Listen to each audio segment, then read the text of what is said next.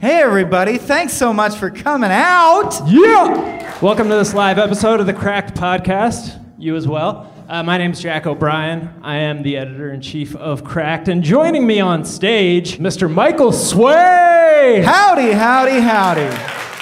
That was why you pointedly refused to welcome me backstage. Yeah. I didn't realize you were saving it. I thought it would like, be creepy. Hey, Jack, it's good to see you. And he would just turn away. Today's show is about movies. Yeah. I got those two mixed up. Based on a true story that don't exist. So the process for determining what true stories get made into movies is not a meritocracy. You're not a huge sports guy. No, but you're aware of all I know Rudy. about Rudy is what I've gleaned from references about Rudy. It's the story of like an underdog, 5'6" guy who like walks on at Notre Dame, and the reason that got made into a movie is because Rudy himself pitched it for a decade and was like, man, you really need to make a movie about me, guys. About me, yeah. Which is a weird instinct in the first place. But then like it kind of came out that Joe Montana, great quarterback, one of Michael's favorite quarterbacks, Oh, yeah. he's always said. Love Johnny Idaho. Johnny Idaho. And he was later interviewed and he was like, yeah, we carried him off the field at the end kind of sarcastically. He was sort of an asshole, like we were just like mocking him a little bit. Then Rudy turned that movie into a motivational speaking career and then a sports drink that he used as a financial scam to scam people out of $11 million. Yeah, we worship P.T. Barnum, so it sounds like the real true story movie should be the story of Rudy. Right. Taking the everyone's hustler. money. Right. Like that's an even more interesting sequel. It's almost The Wolf of Wall Street. If Rudy now released a movie and he Shyamalan'd it, where it's like, Rudy presents Rudy, the true story. If I Did It by Rudy. I Did It by Rudy. And he's just like, hey, I just took your money and that story's so interesting, watch this movie now. I'd go. I'd torrent it at the very least. Crack.com does not advocate torrenting of films. So anyways, we're going to have, this is one of the episodes where a series of comics and Cracked writers come out, pitch us true stories that ought to be movies. So up first, we have a hilarious stand-up who will be appearing as part of the Unpopular Opinion Rolling Thunder Comedy Review. He's a writer-performer at Crack.com. He is Mr. Thomas REIMANN.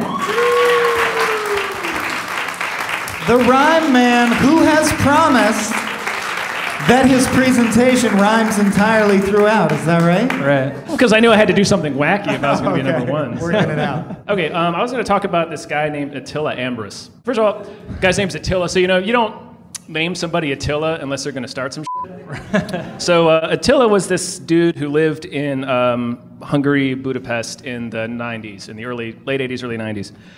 He was super broke, so he just decided on a whim that he was going to try out for the professional hockey team, which is like one of the best in Europe. But he had never played hockey before in his life, really. He goes out to be the goalie, like that's the position he tries out for. They're just scoring on him easily like he's a child. The rest of the team was like so mad at him that they broke his nose during practice. They're like, what the f*** this guy? What do you think this is? But With then, like, a puck during play or in between shots? I think they clutched the puck in the fist and just punched him right in the face. They didn't want the message to be confused in any way. But he's stuck in there for so long, like he just kept in there. They were like, well, I guess we better hire this guy.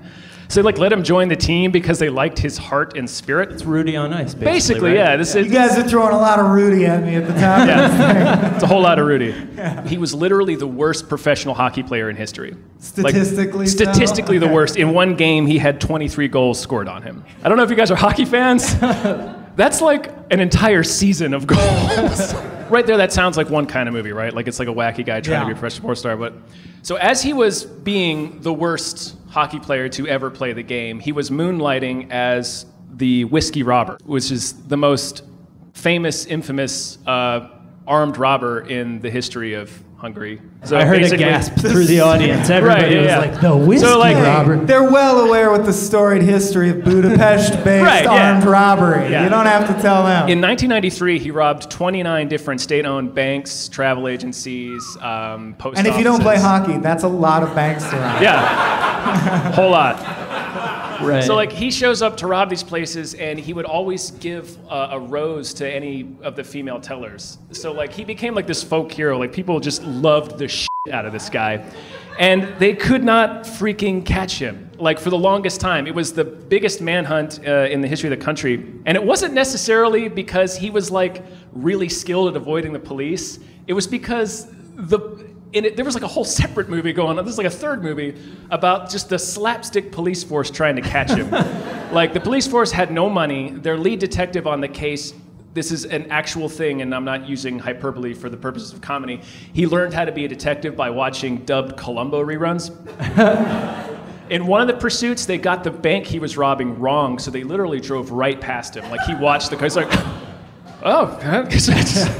And then another time, they were pursuing him, and two deputies crashed their cars into each other. And those were, like, the only two police cars they had. So for the remainder of this manhunt, they had to hitch rides with the media who was driving to report on the whiskey robber's latest robbery because he was like this huge like character. He eventually got arrested, but he escaped almost immediately by tying together his bed sheets and climbing out the window of the prison. It's like a children's book. This is all real. Like this just sounds like an indictment of the Hungarian prison system, really. Yeah, it was just they corner him at this bridge and he jumps off and swims across the Danube River to get away from them, like Harrison Ford in The Fugitive. He just like jumps in the water. When they finally caught him, they put him in a glass prison cell that was built for a serial murder. They put him in Magneto's cell. His well-known magnetic powers would have allowed him to easily escape. Until 2012, when they finally let him out of prison, and now he makes pots for a living. Like, he owns like a pottery store. Sure he does. Yeah, he's not right. doing Like anything the else. pottery store is conveniently within like view of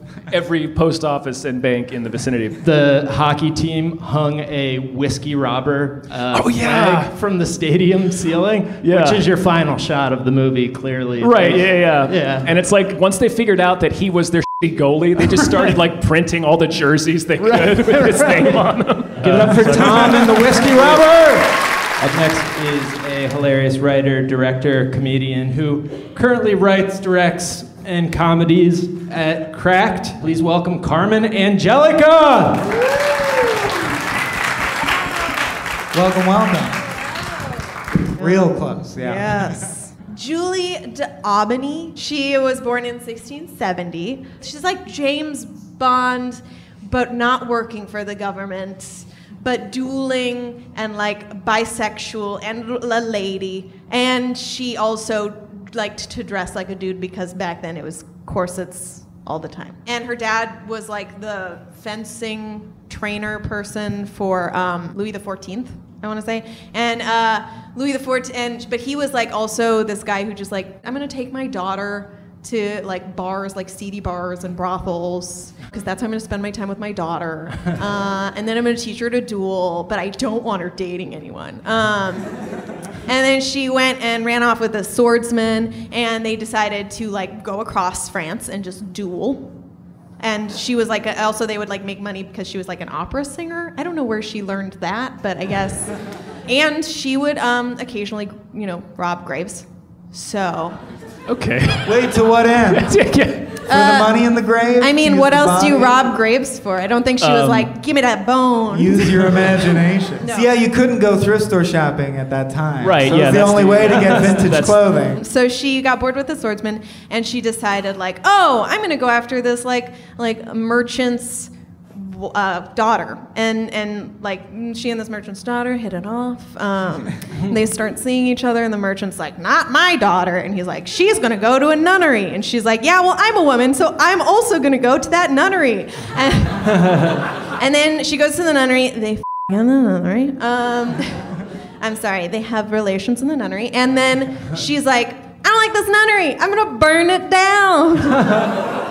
So she burns down the nunnery to get with her girlfriend, and then she gets bored and she like dumps her girlfriend. Kills her, robs her grave, burns it down. Burns it down. Gets, burns the cemetery down. Then, because she burned down a nunnery, she was sentenced to death.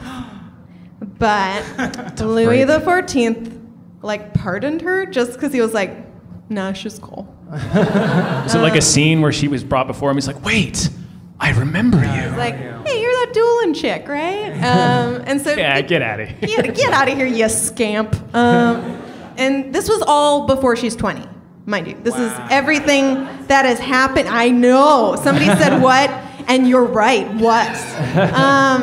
Meanwhile, after she's 20, she like gets into a duel with this guy who is like another opera singer, and he's like, "You're not a good opera singer," and she's like, "Oh yeah, I'll bet you well that you're not." I bet I'm better at killing people. Let's find out. So she pretty much kicks his ass, but he doesn't die. But she like takes tokens. She like takes this little snuff box, and she's like taking all this stuff. And then he goes and he's like telling people like, "Oh yeah, I got like mugged by like 20 guys." And then she hears that and she's like, "You got what?" And like slams down the snuff box. And then he's like, "Oh," and then she's like, "Showed ya." But she only lived to like 37, and they don't know how she died. But she ended up back with the dueling swordsman husband again. So she just had this crazy life, and then she came back and she's like, "I want to stay married," and he's like, "Okay," and then she died. Whatever you say. Yeah, he's probably more like, okay.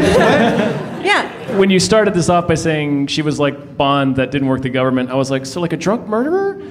And you did not disappoint. Give it up for Carmen Angelica. All right, coming up next is a very funny stand-up comic who is one of the fresh faces at Just for Laughs of 2015. He's appeared at Bridgetown, SF Sketchfest, Bumbershoot. Please give it up for Stephen Wilber.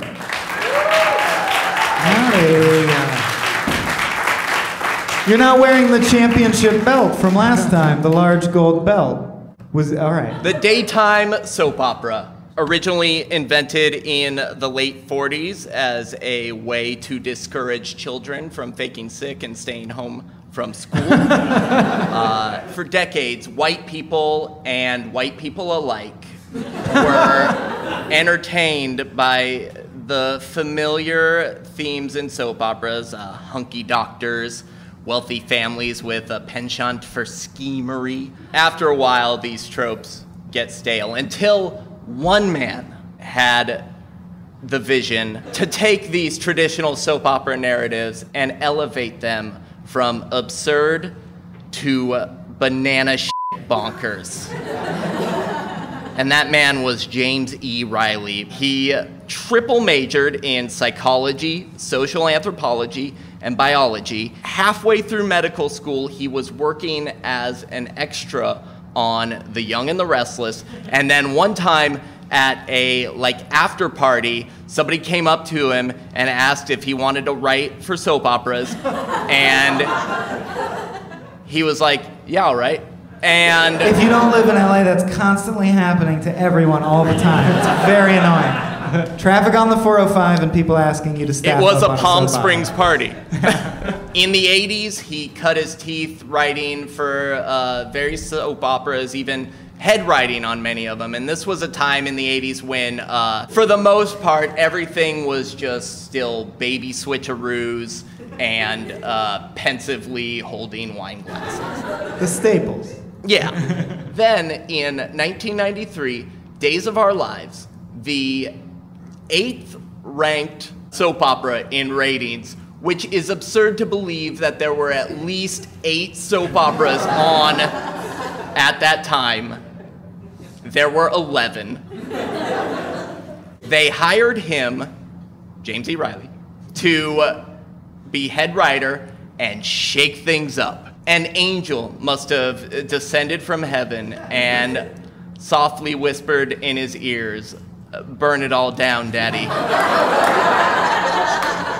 Because he Kool-Aid manned his way into that writer's room, threw his big old dick on the table and said, "Listen here, dick shits.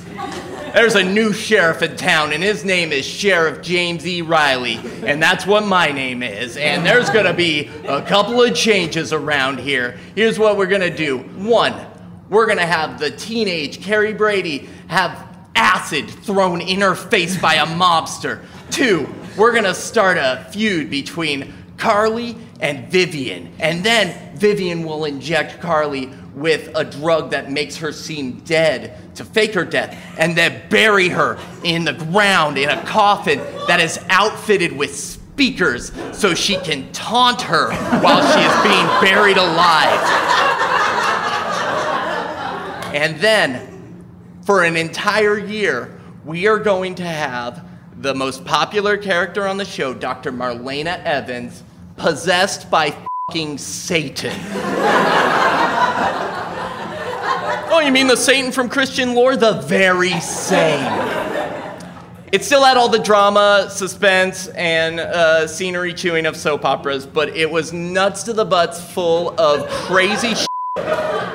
Much like performing oral sex on Shaquille O'Neal, Days of Our Lives blew up. And he went on to make his own soap opera, a little one you may have heard called Passions. Here's what Passions had. There was a 300-year-old witch who had a sidekick toy doll that she brought to life and even was responsible for sinking the Titanic. There was an orangutan named Precious who was hired as a live-in nurse for a character. There was once in a scene where people, including a zombie, were watching an episode of Passions. There were also demon elves, closet doors that led to hell, a blind priest who could sense evil, a dude who had his penis chopped off, drunkenly reattached upside down, and then repaired through the power of magic at a wedding. Passions was James E. Riley's Mr. Holland's Opus. Give it up for Stephen Wilber. I realized I had like 15 more minutes. He goes back to Days of Our Lives because they're slowing down in Coming ratings. up next is a very funny stand-up who has performed at the Laugh Factory in Chicago, Comedy Store in LA. Please give it up for Lindsay Adams. Welcome, Lindsay. Hello. Welcome. Yes. I'm happy to be here. I'm going to tell you a story about my friend's dad, a.k.a. Jack Barsky, a.k.a. Albert Dietrich, a.k.a. This is the whole speech, right? This is it. a.k.a. KGB spy. Yeah. Her dad was a spy for the KGB that then was cleared by the FBI and just lived in New Jersey, like of all places. So his backstory, though, he identifies as Jack Barsky, which is not his given name. Jack Barsky is actually the name that was given to him by the KGB and then whipped up a birth certificate. So it was in 1970, he lived in East Germany, and that was where he was from, and that was when he was Albright. And then he got a knock on his dorm door, and it was someone saying they were from this like fancy company and they wanted to talk to him about his career. And he knew immediately that it was the secret East Germany police. Like he just knew, and they were called Stasi agents. And then a couple years later, they made him the final offer and they were like, do you want to be a spy or do you want to be a spy?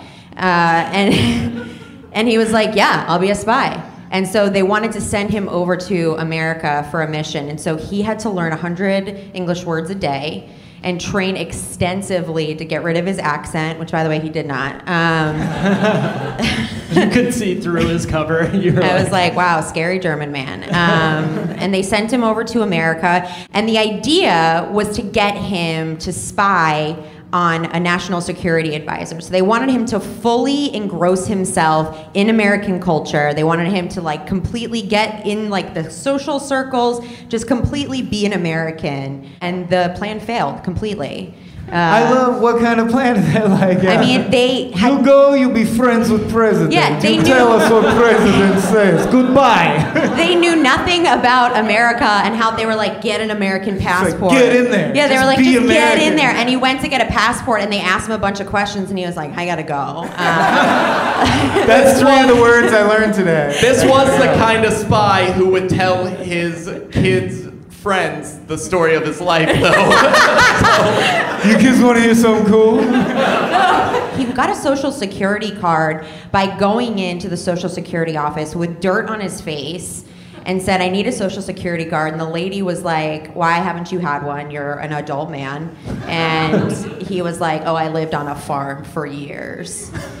So he like See, I'm knew. dirty. He This like, is not dirty. and she gave it If to you him. need me to say 100 Yeah. English words, I can do that now. She gave it to him, which means that like he was smart enough to know, like, there are people in America who literally never leave a farm. Like that, they're born in a farm and they stay in a farm, and that's their whole life. So he was in New York at the time, and so he went and he got the Social Security card, and then he just enrolled in college. And he enrolled in college to learn how to write code for computers. He was an IT guy. He got a job at MetLife with access to lots of people's like lots, and he was still reporting back. So he would report back to them once a month or once a week. He would get a radio signal, and then every 2 years he would go back to Germany and like meet up and like have dinner and stuff. And when he went back, he married his girlfriend, his former girlfriend, and they had a son together.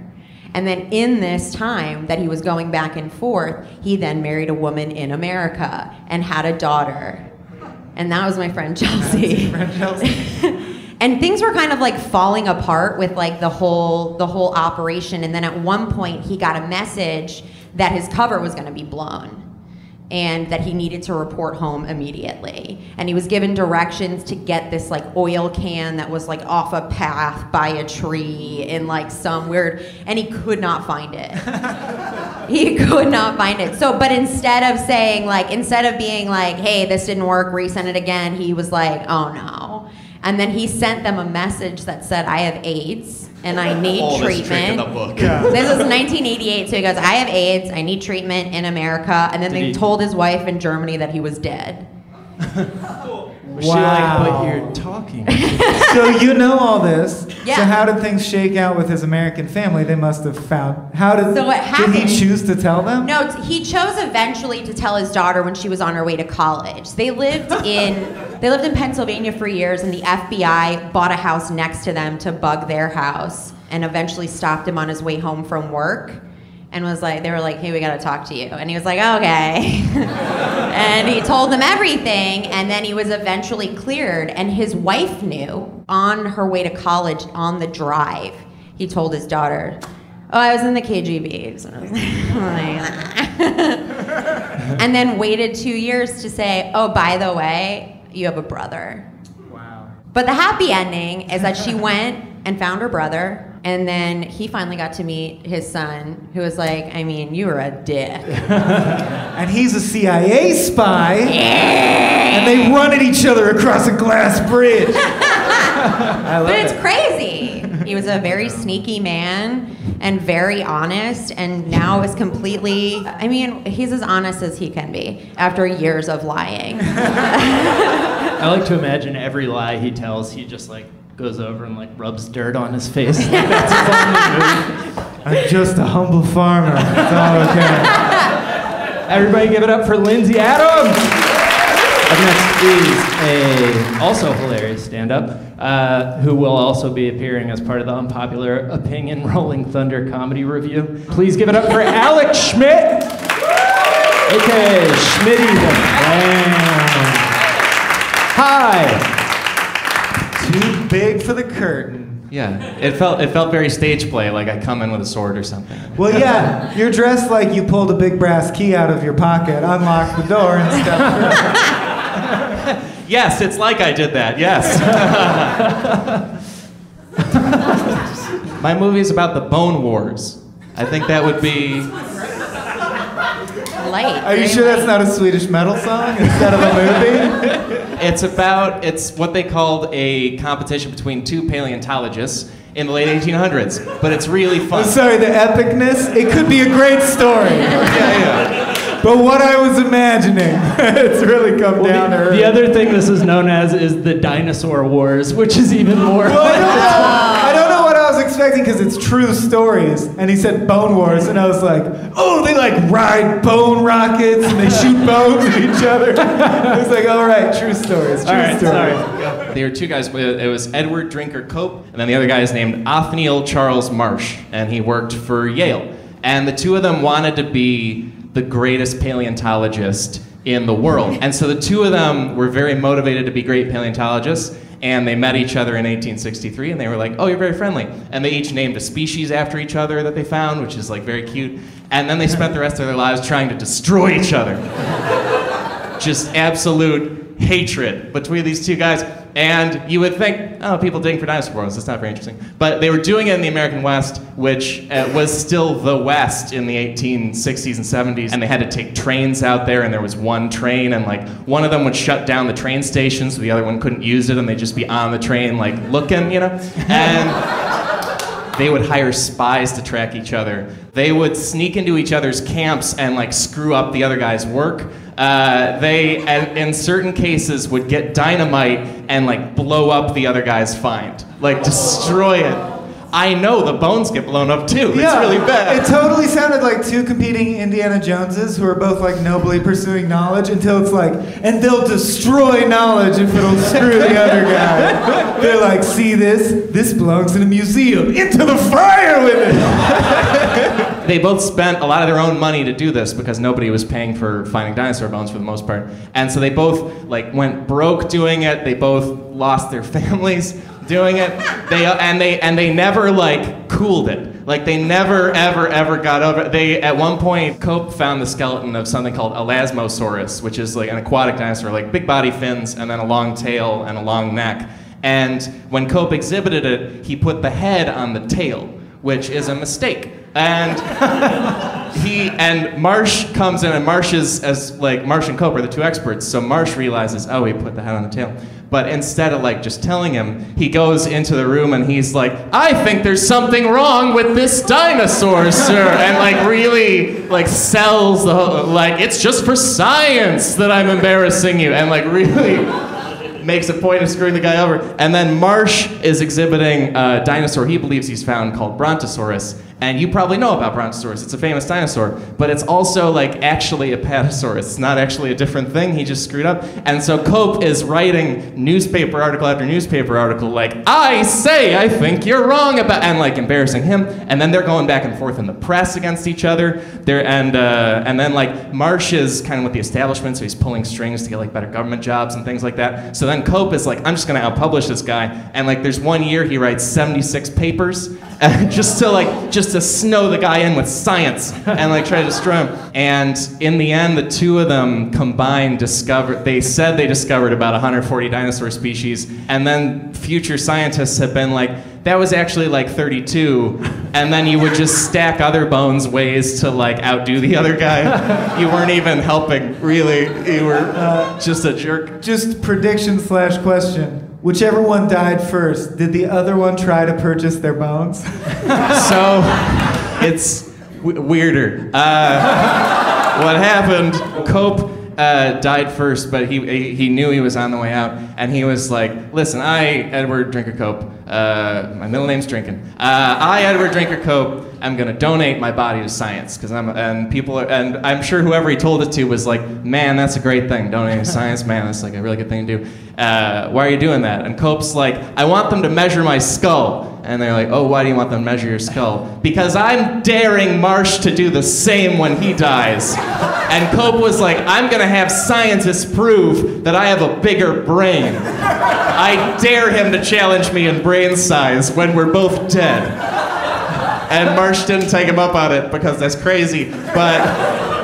But they it's not like Thomas Jefferson and John Adams are both about to die, and they're like, you know, actually he was pretty great. No, hatred. Straight up hatred of the person most like you in the entire world. It's amazing. In your version of the movie, do you think they realize that they want to f*** each other, or do you think it's like just like It is called Bone Wars. Right. Everybody give it up for Alex Schmidt. Yeah. Up next is a very funny comedian writer. Please give it up for Eli OLSBERG. So let me get my notes out. I thought that was funnier than you guys did, apparently. So my story is about, does anyone know who Olga the Saint is? Which, for the record, obviously not, by your silence. And that name is terrible, Olga the Saint. Like, that just sounds terrible. It just sounds like an ironic name that someone came up for like a Russian maid. They're like, here comes Olga the Saint. She was alive around 900 AD, and her husband was killed by a group called the Drevlians, which is real, not on Game of Thrones. And the Drevlians apparently had to like pay tribute. They were another tribe, and they were paying tribute to him. And one day they just decided not to anymore, and they killed him. And so she was left ruling Kiev because her son was 3 years old and he couldn't take over, so she had to wait. I don't know. What's funny about that is he's 3, but I don't know what the legal age is to run a neighborhood in that era. You know what I mean? Like, I don't know. Did he have to be 12 or anyway? So this tribe was like the Drevlians, or like you have to marry one of our guys, our prince. And she was like, no. And they were like, yes, you do. And she's like, okay, you know what? Send 20 of your best guys over. And they did, and she took them to this place. She's like, all right, now come with me. And they got wheeled somewhere, and they were literally dumped in a pit and buried alive. And it gets even better than that. She then sent word that she's like, okay, you know what, I'm gonna marry you, come on over.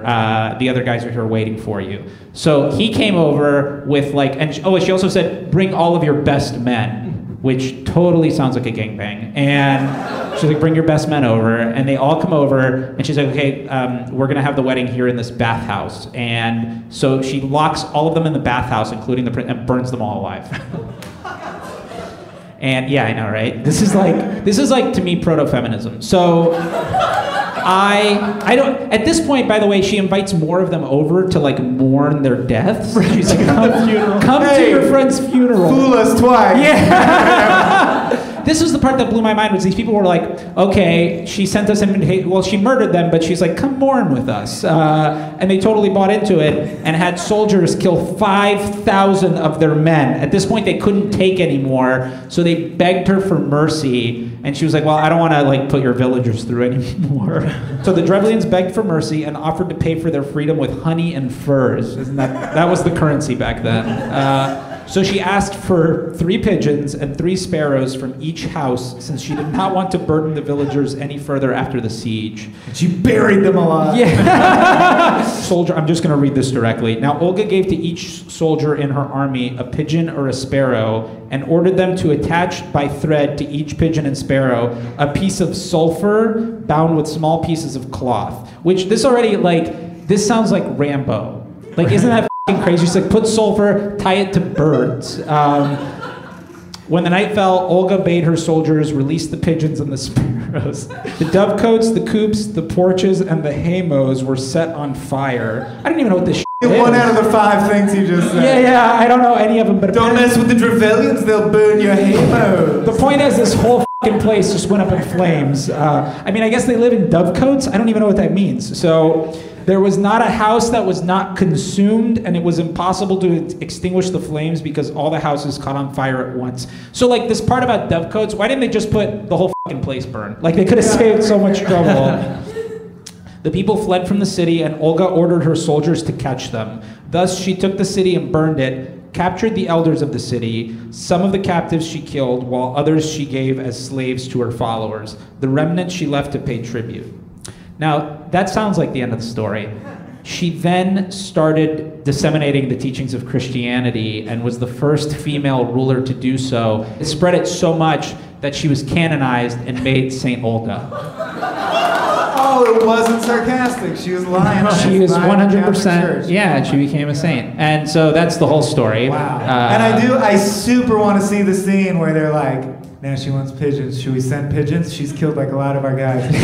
I don't know. Just send the pigeons. What could go wrong? Yeah. One more. We're just going to send some sparrows. And there's one guy in the corner that's like, I'm telling you, honey and furs. You got to send honey and furs. It's a trap. No one listened to him. Hello? They have sulfur. They have birds. Do I have to draw you a diagram? Give it up for Eli. Thank you.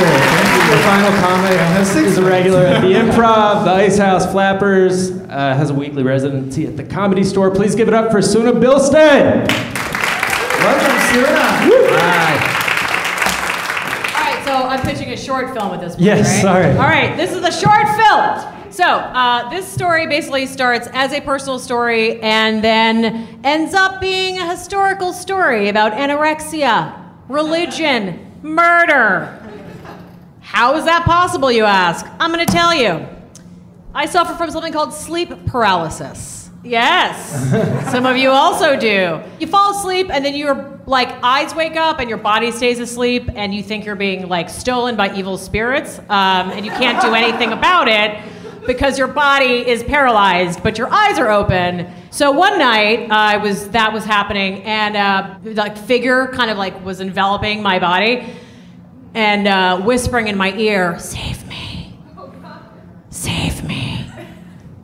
And I was like, well, I'm not like really a psychic or a medium, so I don't really know if I can do that. But hey, what's your name? And she said, Sarah Jacob. So then I kind of like woke up, which is not really waking up, but it's like your body wakes up. And then I was like, oh, okay, so Sarah Jacob, spirit needs help. And then I told some people, a couple, the next day, and they were like, yeah, you're dumb, you made that up. You accepted it that readily, though? Oh, yeah, no, totally. Sleep paralysis, and we're like, I guess I got No, I mean, I was like, okay, so I guess this is my job to save Sarah Jacob. I don't know this person. But then I was like, that's stupid. You just, like, wanted to be psychic in that moment. I don't know. So then I Googled it. I was like, all right, let me just go ahead and put in Sarah Jacob. And lo and behold, Sarah Jacob is, in fact, a very interesting part of history. She was the first 12-year-old girl to die from anorexia nervosa. She was called the Welsh fasting girl. So apparently in the 19th century, there were all these girls that were fasting girls, commonly known as deeply f***ed up, probably abused, and anorexic. So she got scarlet fever when she was 10, and she's like, I feel like shit, I'm gonna stop eating.